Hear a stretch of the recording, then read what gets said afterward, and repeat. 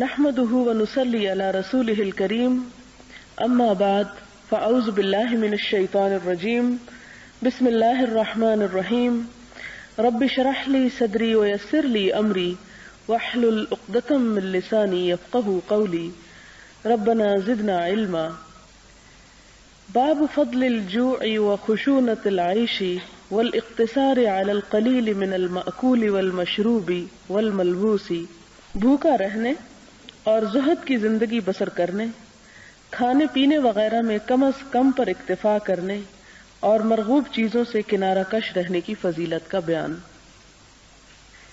قال اللہ تعالی فخلف من بعدهم خلف اضاعوا الصلاة واتبعوا الشهوات فسوف يلقون غیا الا من تاب وآمن وعمل صالحا فأولئك يدخلون الجنة ولا يظلمون شيئا.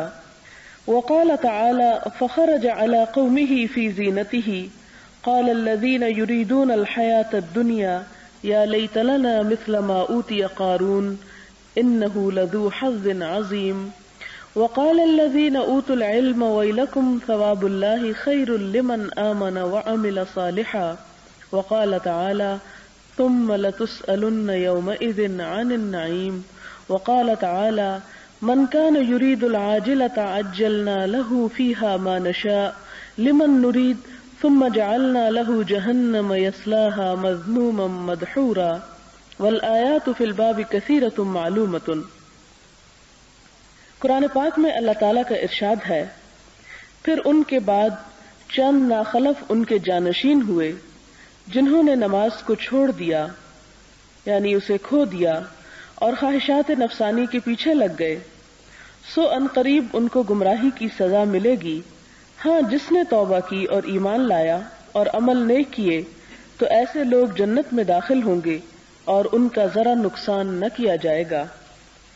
سورۃ القصص میں فرمایا، تو ایک روز قارون بڑی آرائش اور ٹھاٹھ سے اپنی قوم کے سامنے نکلا. جو لوگ دنیا کی زندگی کے طالب تھے کہنے لگے کہ جیسا مال و متاع قارون کو ملا ہے کاش ایسا ہی ہمیں بھی ملے، وہ تو بڑا ہی صاحب نصیب ہے. اور جن لوگوں کو علم دیا گیا تھا وہ کہنے لگے کہ تم پر افسوس، مؤمنوں اور نیکوکاروں کے لیے جو ثواب خدا کے ہاں تیار ہے وہ کہیں بہتر ہے. نیز فرمایا، پھر اس روز تم سے شکر گزاری کی نعمت کے بارے میں پرسش ہوگی. سورۃ الاسراء میں فرمایا، جو شخص دنیا کی آسودگی کا خواہش مند ہو تو ہم اس میں سے جسے چاہتے ہیں اتنا دے دیتے ہیں اور جتنا چاہتے ہیں جلد دے دیتے ہیں. پھر اس کے لیے جہنم کو ٹھکانہ مقرر کر رکھا ہے جس میں وہ مذمت زدہ اور دھتکارا ہوا ہو کر داخل ہوگا. اس مضمون کی آیات کثرت کے ساتھ قرآن پاک میں موجود ہیں. یہ 5 آیات جو آپ کے سامنے رکھی گئی یہ ریاض الصالحین کے باب نمبر 56 سے ہیں. اس میں پہلی آیت میں یہ بتایا گیا کہ بعد میں آنے والے ایسے لوگ جانشین ہوئے جنہوں نے نماز کو کھو دیا. نماز کو کھونا، جیسا کہ آپ جانتے ہیں کہ نماز دین کا ستون ہے، اور اگر کوئی شخص نماز کی پابندی نہیں کرتا اور نماز کو کھو دیتا ہے یعنی نماز ادا نہیں کرتا تو وہ دراصل دین کی ایک بنیاد یا دین کی عمارت کو نقصان پہنچاتا ہے. اور جب کوئی عمارت کمزور ہو جاتی ہے تو اس کے باقی حصوں کو گرانا آسان ہو جاتا ہے. لہذا اگر کسی شخص کی نماز میں خلل آ جائے، وہ صحیح طور پر ادا نہ ہو، تو اس کا مطلب یہ ہے کہ اس نے دین کے باقی حصوں کو بھی آسانی کے ساتھ کھو دیا، یا اس کا باقی دین بھی ایک کے بعد پھر ایک ضائع ہوتا چلا گیا. یہی وجہ ہے کہ نماز کو مومن اور کافر کے درمیان فرق بتایا گیا، اور نماز کا ترک کرنا کافرانہ کام میں سے ایک کام بتایا گیا جس کے بارے میں آتا ہے کہ من ترک الصلاۃ متعمدا فقد کفر، جس نے نماز جان بوجھ کر چھوڑی اس نے در حقیقت انکار کیا، گویا ایک طرح سے کفر کیا. یعنی اس شخص کو ہم کافر تو نہیں کہیں گے لیکن اس کا وہ عمل ایک کافرانہ عمل قرار پائے گا. لیکن یہاں جس موضوع پہ یہ آیت لائی گئی ہے وہ صرف نماز کو چھوڑنے کے بارے میں نہیں ہے، بلکہ نماز چھوڑنے کا سبب بتایا گیا ہے کہ نماز انسان کب ترک کرتا ہے. تو اس کی جو یہاں وجہ بتائی گئی وہ یہ کہ دنیا کی محبت میں یا غفلت کی وجہ سے. تو ایسی غفلت کی وجہ سے اور دنیا کی محبت میں جب نماز چھوڑی جائے تو اس کے بارے میں فرمایا کہ فسوف یلقون غیا، کہ انہیں ضرور اس گمراہی کی سزا ملے گی. اور غی کا لفظ جو ہے یہ جہنم کی ایک گھاٹی کا نام بھی ہے کہ ان کی سزا کے طور پر انہیں وہ جگہ ملے گی. پھر فرمایا کہ ہاں جو توبہ کر لے، یعنی اگر نماز جیسا فعل بھی چھوڑنے کے بعد اس ریئلائز کرے اور اسے خیال آ جائے کہ میں غلط کام کر رہا ہوں اور پھر وہ اللہ تعالیٰ کی طرف رجوع کر لے، تو ایسی صورت میں اس کو اللہ تعالیٰ معاف کر دیں گے. وَآمَنَ وَعَمِلَ صَالِحًا، اور پھر نیک عمل کرتا چلا جائے. کیونکہ توبہ کے لیے شرط یہ ہے کہ جس گناہ سے انسان معافی مانگے پھر اس گناہ کا ارتکاب دوبارہ نہ کرے، بلکہ اس کی جگہ پر نیک عمل کر کے اسے کمپنسیٹ کرے. پھر فرمایا کہ ایسے لوگ ذرا برابر بھی ظلم نہ کیے جائیں گے. دوسری آیت جو ہے وہ قارون کے بارے میں ہے. قارون جیسا کہ آپ جانتے ہیں کہ دنیا کا امیر ترین انسان تھا، جس کے اتنے بڑے خزانے تھے کہ جن خزانوں کی کنجیاں ایک اونٹوں کی ایک بڑی جماعت اپنے اوپر اٹھاتی تھی. یعنی کہا یہ کہ مال و دولت اٹھانے کو کہا جائے نہیں، وہ صرف چابیاں. آپ دیکھیں کہ بعض اوقات تالے زیادہ لگ جائیں تو کی رنگ بھاری ہو جاتا ہے، تو وہ ایک کی رنگ زیادہ سے زیادہ بہت سی جگہوں کو سنبھالنے کے لیے کافی ہوتا ہے. لیکن آپ اس سے اندازہ لگا سکتے ہیں قارون کی دولت کا کہ اس کے پاس کیا کچھ نہ ہوگا کہ جس کی صرف کنجیاں انسان نہیں اٹھا سکتے تھے بلکہ اونٹوں کی ایک جماعت پہ لادنی پڑتی تھی ایک جگہ سے دوسری جگہ لے جانے کو. ظاہر ہے کہ انسان جب گھر سے نکلتا ہے تو عموماً اپنی کنجیاں ساتھ لے کے نکلتا ہے. تو قارون بھی جب ایک جگہ سے دوسری جگہ سفر کرتا ہوگا تو نہ صرف یہ کہ خود اور اس کا مال و اسباب میں سے خدم حشم، بلکہ اس کے ساتھ جو اس کی چابیاں اور کنجیاں تھی خزانوں کی وہ بھی ساتھ لد کے جاتی تھی. اب یہ کہ جب وہ اس حال میں نکلتا تھا فخرج علی قومہ، اپنی قوم کے سامنے جب آتا تو ایک دن ایسے ہی وہ نکلا تو جو لوگ دنیا کی محبت میں گرفتار تھے وہ اسے دیکھ کر بہت حسرت سے کہنے لگے اے کاش ہمیں بھی وہی ملتا جو قارون کو دیا گیا.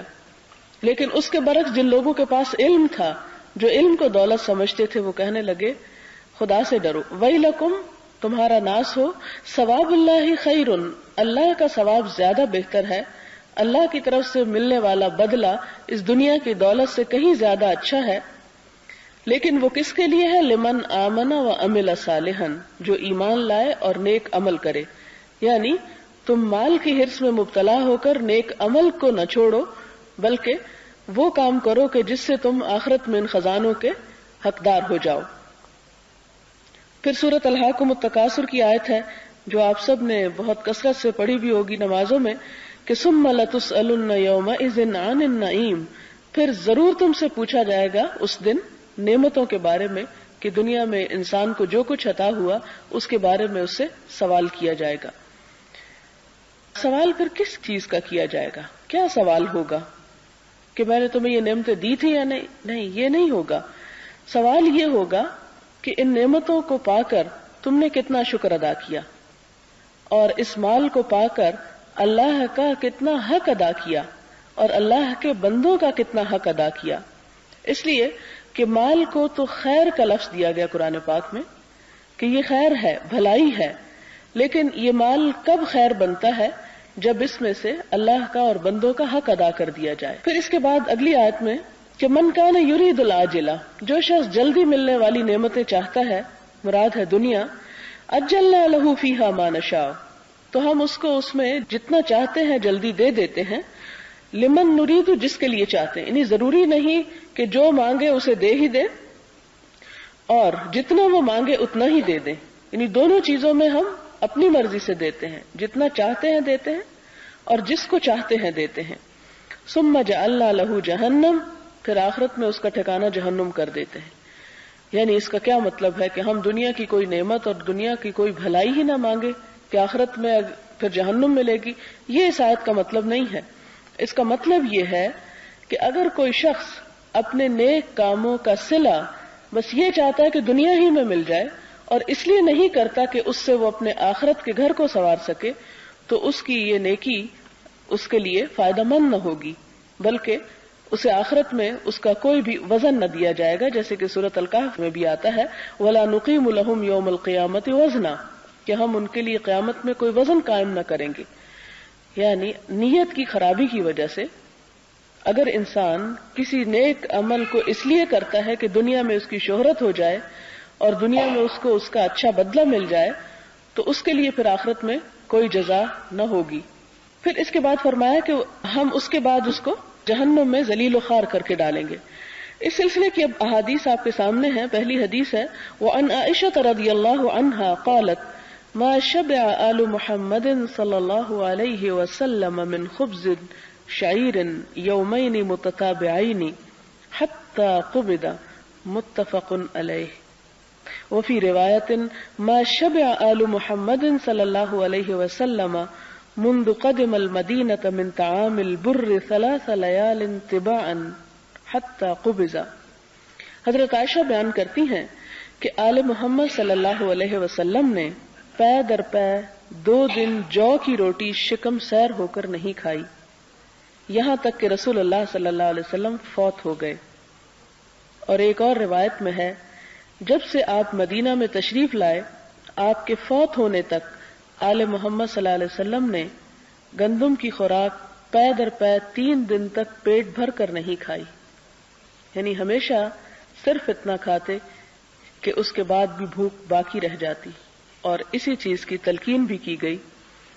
اور آپ دیکھیں کہ یہی ان کی صحت کا بھی راز تھا، کیونکہ حضور صلی اللہ علیہ وسلم کو ہدیے میں ایک بادشاہ نے ایک طبیب بھیجا، وہ 6 مہینے تک ان کے پاس رہا اور 6 مہینے میں ایک بھی بیمار اس کے پاس نہیں گیا۔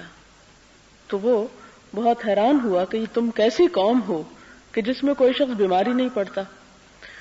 تو انہوں نے کہا کہ ہم وہ قوم ہیں کہ جب کھاتے ہیں تو ابھی بھوک باقی ہوتی ہے کہ کھانا چھوڑ دیتے ہیں، اور یہ ایک بہت بڑی حقیقت ہے کہ جتنا پیٹ بھر کر کھایا جائے اتنا ہی اس غذا کو ڈائجسٹ ہونے میں اور جسم کا حصہ بننے میں دقت پیش آتی ہے، اور وہی غذا پھر فساد کا شکار ہو کر جسم کو صحت مند خون دینے کی بجائے طرح طرح کی بیماریاں تحفے میں دیتی ہے۔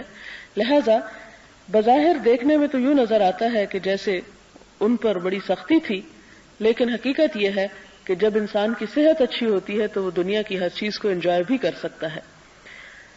پھر ایک اور بڑی بات یہ کہ ابتدائی سالوں میں اگرچہ مسلمانوں پر حالات تنگ بھی تھے، شاید اس وجہ سے بھی نہیں کھاتے تھے، لیکن بعد میں جب خیبر فتح ہو گیا اور بے شمار فتوحات پے در پے ہونے لگی تو حضور صلی اللہ علیہ وسلم کے زمانے میں ہی خوشحالی آئی مسلمانوں میں، لیکن اس خوشحالی کے باوجود انہوں نے اپنی زندگی کی روٹین نہیں بدلی، انہوں نے اپنا طریقہ کار نہیں بدلا، اور یہی وجہ ہے کہ انہوں نے دنیا میں بہترین مثالیں چھوڑی۔ ہمارے ہاں عموماً جب ہم اسلام کے اتباع کی بات کرتے ہیں تو نماز روزے کی حد تک، لیکن ایسے اعمال جو ہیں حضور صلی اللہ علیہ وسلم کی زندگی کے کھانے پینے کے بارے میں جو ہیبٹس ہیں یہ بھی ہمارے لیے ایک سنت ہے اور ایک بہترین نمونہ ہے، اور ان کو فالو کرنے میں بھی ہمیں بہترین اجر ہے۔ اب آپ دیکھیں کہ 2 چیزیں ہیں، ایک تو یہ کہ ہم صرف خالصتاً اپنی صحت کے نقطہ نظر سے کھانا پینا کم کر دیں، اور دوسرا یہ کہ سنت کے اتباع میں کم کریں کہ اللہ کے رسول صلی اللہ علیہ وسلم بھی ایسا کرتے تھے۔ تو دوسری صورت میں جب نیت یہ ہو تو اس میں اس بھوک کے کاٹنے اور اس ڈائٹنگ میں بھی اجر ہے، اور وہ بھی ایک ثواب کا کام ہو جاتا ہے جب انسان اللہ کے رسول صلی اللہ علیہ وسلم کے اتباع میں یا اللہ تعالیٰ کی رضا میں کوئی کام کرتا ہے۔ ورنہ بیماریوں کے ڈر سے تو بہت کچھ چھوڑا جا سکتا ہے، لیکن اگر کوئی شخص واقعی خدا کی خاطر، اس کے رسول کی خوشنودی کی خاطر کوئی قربانی دیتا ہے تو وہی دراصل اجر و ثواب کا باعث بنتی ہے۔ تو ایسے تمام چیزوں میں انسان کو اپنی نیت دوسری طرف موڑ لینی چاہیے۔ وعن عروة عن عائشة رضی اللہ تعالی عنہا انہا كانت تقول واللہ یا ابن اختی ان كنا ننظر الى الهلال ثم الهلال 3 أهلة في شهرين وما اوقد في ابيات رسول الله صلى الله عليه وسلم نار قلت يا خالة فما كان يعيشكم قالت الاسودان التمر والماء إلا أنه قد كان لرسول الله صلى الله عليه وسلم جيران من الأنصار وكانت لهم منايح وكانوا يرسلون إلى رسول الله صلى الله عليه وسلم من ألبانها فيسقينا متفق علیہ۔ حضرت عروہ حضرت عائشہ سے روایت کرتے ہیں، حضرت عائشہ فرمایا کرتی تھی، اے میرے بھانجے، اللہ کی قسم بے شک ہم ایک چاند دیکھتے، پھر دوسرا، غرض 2 ماہ میں 3 چاند دیکھتے، یعنی ایک شروع میں پھر دوبارہ اور پھر تیسرا جب شروع ہو جاتا۔ اس عرصے میں رسول اللہ صلی اللہ علیہ وسلم کے گھر میں آگ نہیں جلتی تھی، یعنی مستقل 2 مہینے آگ جلانے کی ضرورت ہی نہیں پیش آتی تھی۔ میں نے پوچھا، خالہ تمہاری گزران کیسے ہوتی تھی، یعنی پھر تم زندہ کیسے رہتے تھے؟ حضرت عائشہ نے جواب دیا، ہماری گزران 2 سیاہ چیزوں یعنی کھجور اور پانی پر تھی، اور بات اتنی ہے کہ پڑوسی کچھ انصاری تھے، ان کے پاس دودھ والی اونٹنیاں تھیں، اور وہ رسول اللہ صلی اللہ علیہ وسلم کی خدمت میں دودھ بھیج دیا کرتے تھے اور آپ ہمیں پلا دیتے۔ یعنی کھجور بھی ایک مکمل غذا ہے اور دودھ بھی ایک مکمل غذا ہے۔ آپ دیکھیں کہ چھوٹے بچے جو کچھ نہیں کھاتے، صرف دودھ پیتے ہیں، تو وہ دودھ ان کی تمام ضروریات کو پورا کرتا ہے، حالانکہ وہ گروئنگ ایج میں ہوتے ہیں، تو دودھ بذات خود ایک مکمل غذا ہے، لہٰذا یہ 2 چیزیں ان کو کافی ہو جاتی تھی۔ وعن ابی سعید المقبوری عن ابی ہریرہ رضی اللہ عنہ انہ مر بقوم بین ایدیہم شاة مصلیۃ فدعوہ فابى ان یأکل وقال خرج رسول اللہ صلی اللہ علیہ وسلم من الدنیا ولم یشبع من خبز الشعیر، رواہ البخاری۔ حضرت ابو سعید مقبوری حضرت ابو ہریرہ سے روایت کرتے ہیں کہ وہ ایک قوم کے پاس سے گزرے جن کے سامنے بھنی ہوئی بکری تھی۔ انہوں نے حضرت ابو ہریرہ کو بھی دعوت دی، لیکن انہوں نے کھانے سے انکار کر دیا اور فرمایا، رسول اللہ صلی اللہ علیہ وسلم دنیا سے رخصت ہو گئے اور کبھی جو کی روٹی بھی پیٹ بھر کر نہ کھائی۔ تو اس سے آپ اندازہ کر سکتے ہیں کہ صحابہ کرام کو حضور صلی اللہ علیہ وسلم کے اتباع اور کیسی سچی محبت تھی کہ آپ کی ہر چیز میں وہ اتباع کرتے تھے، اور ہمارا اتباع تو صرف آسان چیزوں میں ہے۔ حضرت انس بیان کرتے ہیں کہ نبی صلی اللہ علیہ وسلم نے وفات تک کبھی دسترخوان پر کھانا نہیں کھایا اور نہ کبھی انتقال تک میدے کی چپاتی کھائی، اور ایک اور روایت میں ہے آپ نے کبھی بھی سالم بھنی ہوئی بکری نہیں دیکھی، یعنی جس طرح عربوں کے ہاں کے پورے کا پورا ذبح کر کے روسٹ کر لیا جائے، آپ صلی اللہ علیہ وسلم کے دسترخوان پر ایسی کوئی چیز نہ ہوتی تھی۔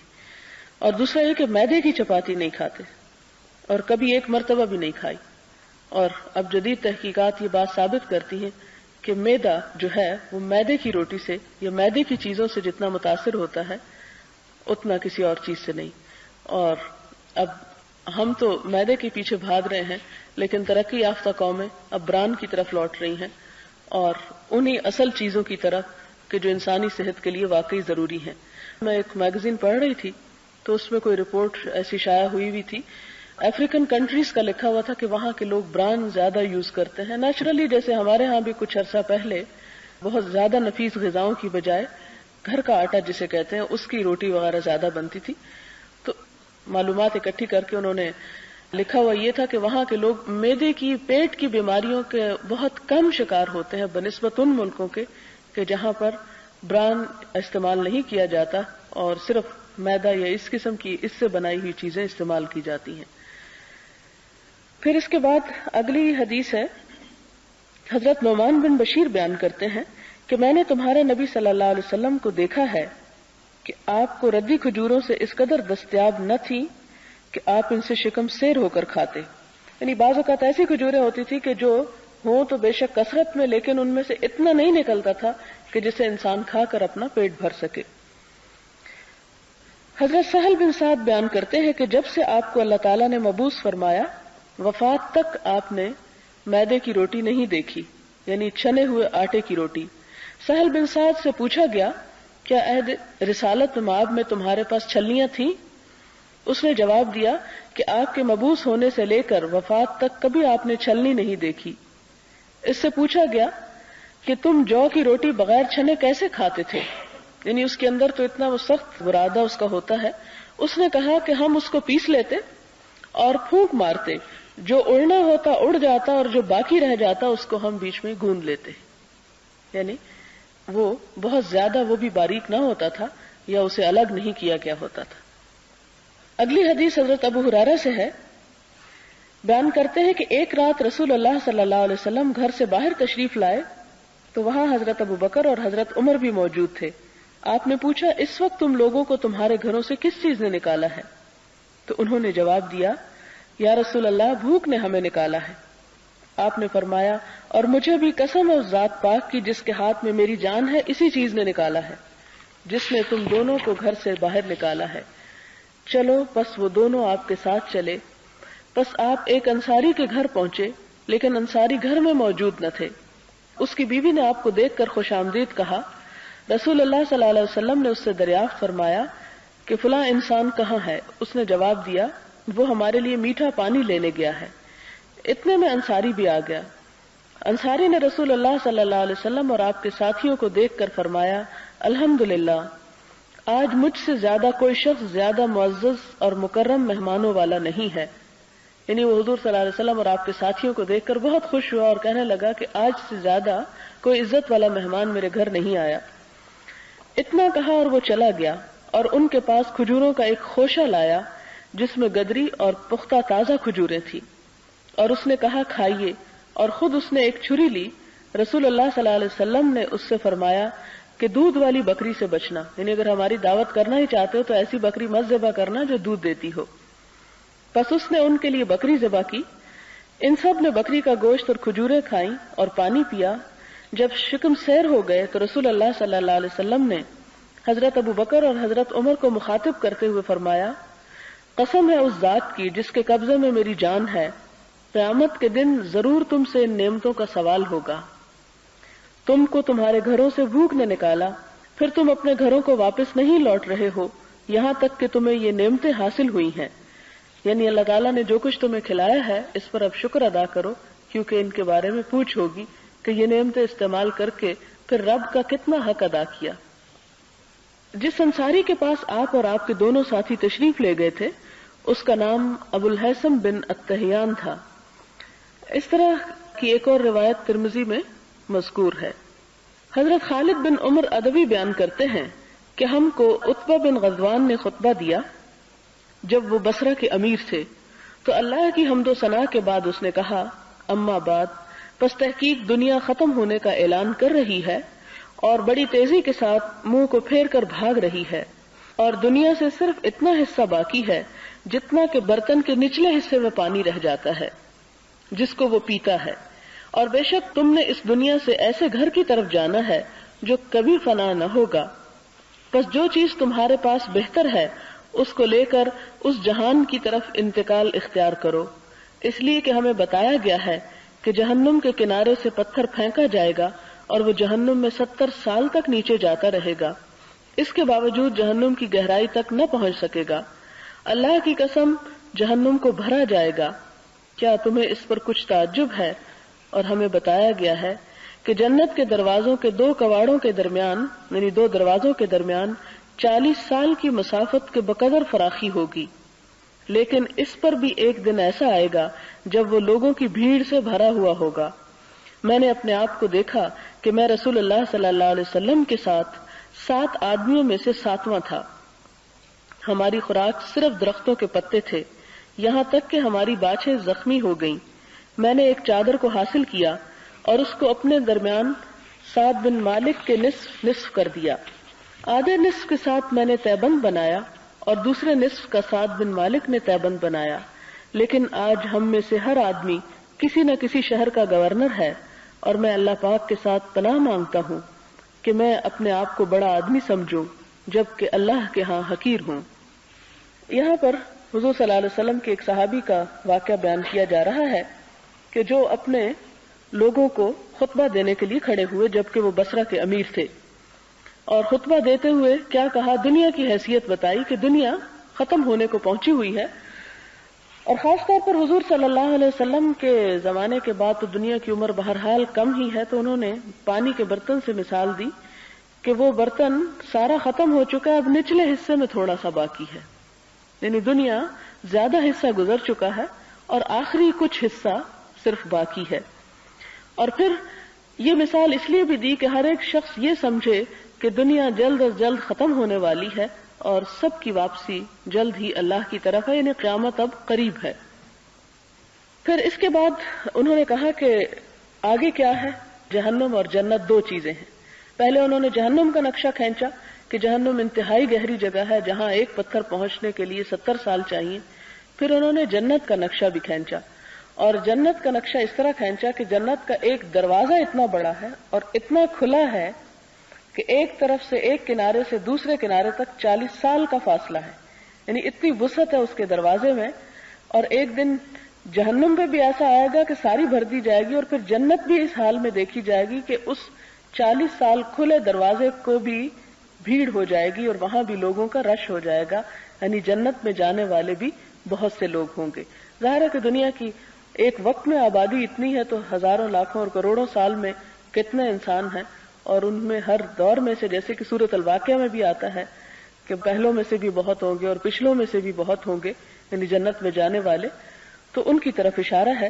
اب دیکھیں کہ دونوں چیزیں سامنے سامنے ہیں، جہنم بھی بھری ہوئی، جیسے قرآن پاک میں بھی آتا ہے یوم نقول لجہنم حل امتلأت وتقول حل من مزید، جس دن ہم جہنم سے کہیں گے کیا تو بھر گئی، اور وہ کہے گی کیا اور بھی ہے، یعنی اس میں بھی کثرت سے جانے والے ہوں گے اور جنت میں بھی کثرت سے جانے والے۔ اب ہم اس بات پر مطمئن ہو کر نہ بیٹھ جائیں کہ چونکہ جنت کا دروازہ بہت کھلا اور بہت کثرت سے جائیں گے اس لیے ہم تو کسی طرح گھس ہی جائیں گے۔ دوسری طرف اس طرف بھی دیکھنا چاہیے کہ جہاں اللہ تعالیٰ اس کو بھر دیں گے اور پھر وہ پوچھے گی کہ ابھی اور بھی ہے، تو میرے میں ابھی اور گنجائش موجود ہے، یعنی کوئی بھی مجھ سے بچ کے نہیں جا سکتا۔ تو یہ دراصل اسی چیز کی طرف اشارہ ہے کہ ایمان جو ہے وہ امید اور خوف دونوں کے درمیان ہے۔ انسان کسی بھی چیز کے بارے میں یقین سے نہیں کہہ سکتا کہ اس کا آخری ٹھکانہ دراصل کیا ہوگا۔ اپنے اعمال کے بارے میں بھی ہم کچھ نہیں کہہ سکتے کہ ہم جو کچھ کر رہے ہیں اس کے پیچھے کتنی خالص نیت ہے، کتنی اللہ کی محبت ہے، اور کتنا اس نیکی کے پیچھے نیت کی خرابی ہے، کیونکہ جو کام جتنے خلوص اور جتنی محبت سے کیا جائے اتنی ہی اللہ کے ہاں اس کی جزا زیادہ ہے۔ اور اس کو ہمارے پاس تو کوئی پیمانہ نہیں کہ ہم جج کر سکیں کہ آج ہم نے جو ظہر اور عصر کی نماز پڑھی اس میں خشوع و خضوع کتنا تھا اور کتنی وہ قبولیت کی جگہ قرار پائی اور کتنی اللہ تعالیٰ اس سے ناراض ہوئے۔ تو یہ سب کچھ تو وہیں جا کر کھلے گا، اس لیے انسان کو دنیا میں اللہ سے ڈرتے ہوئے ہی زندگی بسر کرنا چاہیے۔ پھر اس کے بعد وہ کہتے ہیں کہ رسول اللہ صلی اللہ علیہ وسلم کے ساتھ ہم 7 لوگ تھے، کسی موقع کی بات کر رہے ہیں، اور ہماری خوراک صرف درختوں کے پتے تھے، کچھ اور کھانے کو نہ تھا۔ اور ظاہر ہے کہ درختوں کے پتوں کے اندر جس قسم کا ذائقہ اور جس قسم کا کھردرا پن ہوگا اس کی وجہ سے وہ کہتے ہیں کہ کھانے سے ہمارے منہ زخمی ہو گئے۔ اور پھر کپڑے ہمارے پاس اتنے تھوڑے تھے کہ ایک چادر تھی اور اس کو ہم نے اپنے درمیان اور زساد کے درمیان آدھا آدھا ہم نے بانٹ لیا۔ یہ ساری مثالیں پڑھ کر سامنے یہ نظر آتا ہے کہ صحابہ کرام کتنے شکر گزار لوگ تھے، کتنے ان کے دل مطمئن تھے۔ ہمارے پاس سب کچھ ہوتا ہے، ہم پھر بھی ناشکری کرتے ہیں اور پھر بھی اس میں رہتے ہیں کہ ہمارے پاس تو کچھ بھی نہیں، اور اللہ تعالیٰ سے گلے شکوے جاری رہتے ہیں۔ جبکہ آپ دیکھیں کہ وہاں پر حال یہ ہے کہ پیٹ بھوکا ہے، اللہ کے رسول درمیان میں موجود ہیں، اور کوئی یہ نہیں کہتا کہ یا رسول اللہ صلی اللہ علیہ وسلم آپ کیسے رسول ہیں، آپ اتنا بھی نہیں اللہ تعالیٰ سے کر سکتے کہ ہمیں 2 وقت کا کھانا ہی پیٹ بھر کے دے دے۔ یہ نہیں، وہ اس لیے مسلمان نہیں ہوئے تھے کہ دنیا کے مفاد حاصل کر سکے، وہ اس لیے مسلمان ہوئے تھے کہ انہیں اللہ کی رضا چاہیے تھی۔ اور یہی دراصل ایمان ہے کہ انسان خوشحالی ہو یا تنگی، ہر حال میں خدا کی اطاعت اور شکر گزاری کے جذبات سے اس کا دل معمور ہو۔ پھر اس کے بعد وہ کہنے لگے کہ آج ہم میں سے ہر آدمی، یعنی صحابہ کرام میں سے تقریباً سب صحابہ کسی نہ کسی شہر کے گورنر ہیں، یعنی انہیں اللہ نے دنیا میں بھی بہت کچھ دے دیا اسلام کی بدولت، لیکن اس کے باوجود ان کے دلوں میں کسی قسم کا غرور اور تکبر نہ تھا۔ اور کیوں نہ تھا؟ وہ ہمیشہ یہ دیکھتے تھے کہ اللہ کی نظر میں ہمارا مقام کیسا ہے، یہ نہیں دیکھتے تھے کہ لوگوں کی نظر میں مقام کیسا ہے۔ اور پھر جب ایک انسان اللہ کی نظر میں اپنا مقام بنانے کی کوشش کرتا ہے تو پھر وہ اس بات سے بے نیاز ہو جاتا ہے کہ لوگ اس کے بارے میں کیا خیال رکھتے ہیں۔ اور جب اللہ تعالیٰ کسی سے محبت کرتے ہیں اور اللہ تعالیٰ کی نظر میں کوئی عزیز ہوتا ہے تو وہ دنیا والوں کے دلوں میں بھی اس کی محبت پیدا کر دیتا ہے اور اس کا مقام اور عزت خود بخود بڑھا دیتا ہے۔ اگلی حدیث ہے حضرت ابو موسیٰ اشعری سے، کہتے ہیں کہ حضرت عائشہ نے ہمیں ایک چادر اور گاڑے کا تہبند نکال کر دکھایا، یعنی موٹے کپڑے کا، اور کہا کہ رسول اللہ صلی اللہ علیہ وسلم نے ان 2 چادروں میں انتقال فرمایا، یعنی جس دن انہوں نے انتقال کیا تو یہ کپڑے آپ کے اوپر تھے، تو ان کی وفات کے بعد وہ ظاہر کپڑے سنبھال کر بطور نشانی رکھ لیے ہوں گے، تو وہ نکال کر انہیں اس لیے دکھایا کہ دیکھو حضور صلی اللہ علیہ وسلم کا لباس کیا تھا۔ ظاہر ہے کہ حضرت عائشہ کی وفات جو حضور صلی اللہ علیہ وسلم کے 48 سال بعد ہوئی، تو 20-30 سال بعد اگر ایک شخص نکال کے دکھاتا ہے تو نئی جنریشن کے لیے تو وہ ایک بہت ہی نئی چیز تھی۔ حضرت سعد بن ابی وقاص بیان کرتے ہیں کہ میں عرب میں سب سے پہلا انسان ہوں جس نے جہاد فی سبیل اللہ میں تیر پھینکا، اور ہم رسول اللہ صلی اللہ علیہ وسلم کی محبت میں جہاد کرتے، اور ہماری خوراک کیکر کے پتوں کے علاوہ اور کچھ نہ تھی، یہاں تک کہ ہم بکری کے سینگوں کی طرح قضائے حاجت بیٹھتے تھے، یعنی اجابت خشک ہوتی تھی، کیونکہ ظاہر ہے کہ اگر جانوروں والی خوراک انسان کھائے تو اس کی اجابت بھی پھر جانوروں کی طرح ہی ہوگی، کیونکہ نہ اس میں گھی اور نہ ہی کوئی اور ایسی چیز کہ جس سے کسی قسم کی اسے تراوت ہو جسم کو۔ اور آپ دیکھیں کہ جہاد کی بات ہو رہی ہے، ہمیں تو اگر ایک دن کھانے کو نہ ملے تو ہم کہتے ہیں ہمارا سر دکھ گیا اور اب ہم اور کچھ بھی، ہم نماز بھی پڑھنے سے عاجز ہیں۔ یعنی جب بھی کوئی ہم پہ مشکل خدا نہ خواستہ آتی ہے، کوئی تنگی آتی ہے، تو سب سے پہلے ہمارا کیا کام ہوتا ہے؟ اللہ تعالیٰ سے ناراض ہونا، اور جو چھوٹی موٹی عبادت یا ذکر یا خدا کا کوئی دین کا کام کر رہے ہیں سب سے پہلے اس سے دستبردار ہوتے ہیں۔ حالانکہ خوشحالی بھی اللہ تعالیٰ کی طرف سے آتی ہے اور تنگی بھی اسی کی طرف سے، لہذا ایک بندہ مومن کا حال دونوں حالتوں میں یہی ہونا چاہیے کہ خواہ خوشحالی ہو یا تنگ دستی ہو، دونوں حالتوں میں اس کا دل خدا کی طرف مائل ہو اور اس کا شکر ادا کرتا رہے، کیونکہ اللہ کا وعدہ ہے کہ اگر تم شکر گزار رہے تو میں تمہیں اور زیادہ نوازوں گا۔